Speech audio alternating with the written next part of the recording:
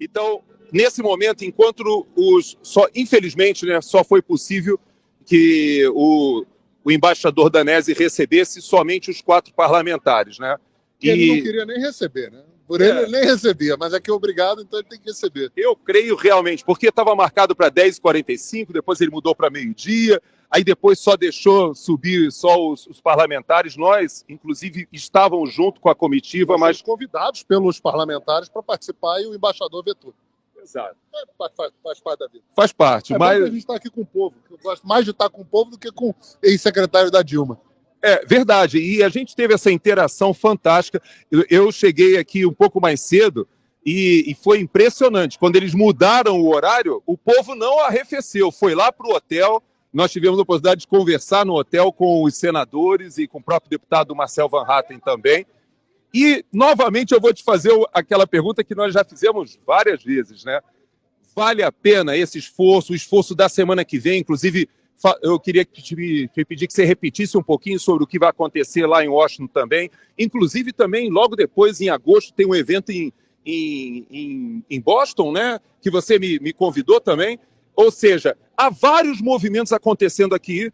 E lá no sul da Flórida, em especial onde nós moramos, nós temos uma comunidade de refugiados políticos gigantesca, né? De cubanos, cubanos, venezuelanos, nicaragüenses, bolivianos e agora os brasileiros, né? Fala um pouquinho, então, sobre essa pergunta que o pessoal me faz muito, Paulo. Vale a pena vir fazer esse protesto ou apresentar esse documento nas Nações Unidas?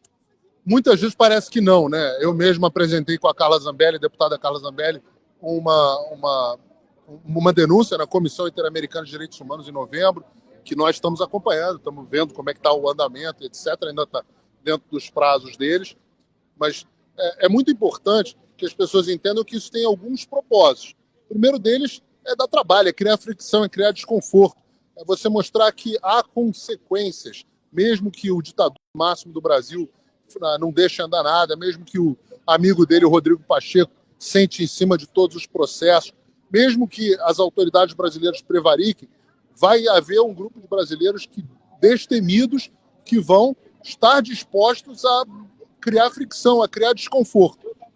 Essa é a primeira coisa. Então, muitas das coisas que nós veremos aqui para frente não serão soluções para o problema do Brasil. Elas serão fricções para impedir que eles avancem com tanto conforto. Eu acho, e cada vez que eu estou explicando essa história, eu estou abordando um ponto diferente, mas eu acho que eles dão um ótimo exemplo para a gente de como isso deve ser feito. Veja, quando o presidente Bolsonaro foi eleito em 2018, em 2019, eles já estavam criando inquérito inconstitucional, eles já estavam denunciando, o Jean Willis fingiu que era exilado nos Estados Unidos. Eles não deixaram o Bolsonaro trabalhar nem 1 milímetro. Qualquer coisa que era feita, vinha um movimento que, mesmo que não impedisse, dificultava. Você reduz a velocidade do avanço do governo totalitário. Isso é muito importante. Esse é um ponto. O segundo ponto é esse de você registrar os documentos para a história, de você garantir que as pessoas, as próximas gerações que virão, quando esse regime cair, as pessoas serão responsabilizadas. Vai haver registro de tudo que aconteceu. Então, isso é muito importante, para que ninguém amanhã diga que o Brasil não viveu uma ditadura. Não, viveu sim. E isso facilita, inclusive, pedidos de asilo, pedidos de reclamações de perseguidos políticos nos Estados Unidos, na Europa e onde quer que seja. Então, esses documentos subsidiam, tem esse efeito prático, imediato. Qualquer um que for pedir asilo político aqui nos Estados Unidos, vira e fala aqui, olha aqui, tem um documento assinado por 50 parlamentares brasileiros dizendo que o Brasil é uma ditadura, dizendo que as garantias brasileiras constitucionais não estão sendo respeitadas.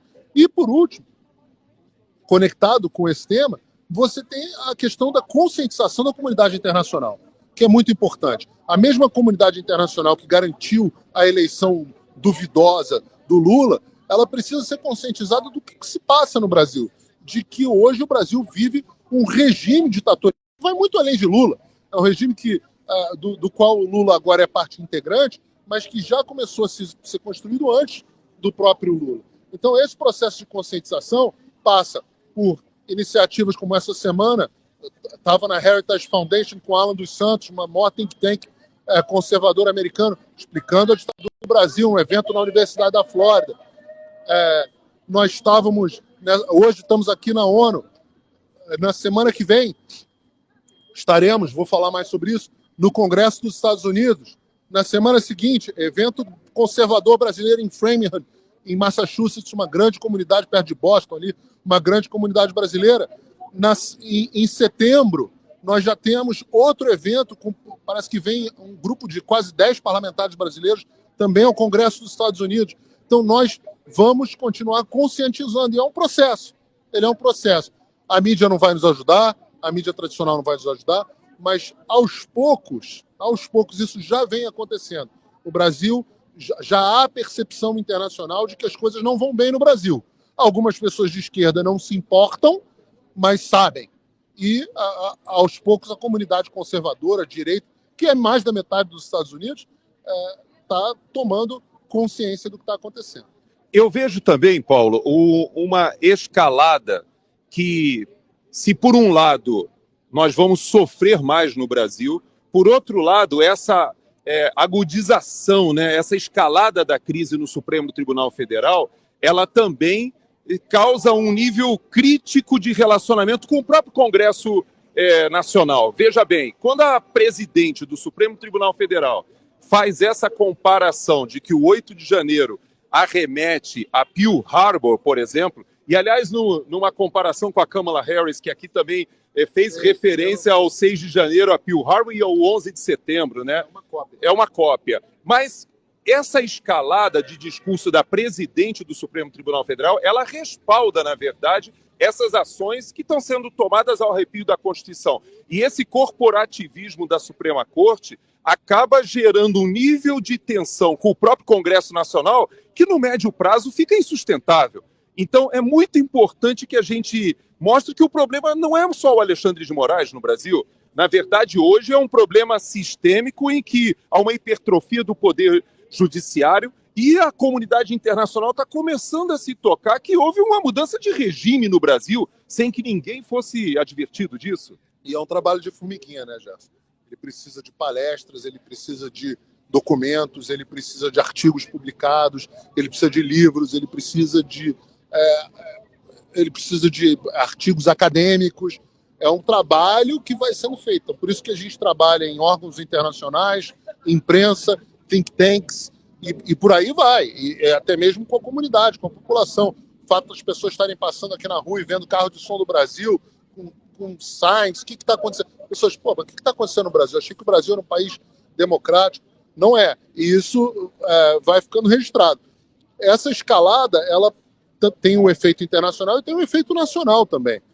Aos poucos, parlamentares que vão achando, você vê a Tereza Cristina numa declaração absolutamente infeliz nessa semana, Tereza Cristina, que eu acho que ainda não tomou posse, ainda não vi nenhuma ação dela no Senado, uma grande decepção até agora, espero e exorto para que ela lembre para que ela foi eleita. Senadora Tereza Cristina disse que agora era um momento de paz. Queria paz, que era um momento de pacificação. Para, existe uma forma muito fácil.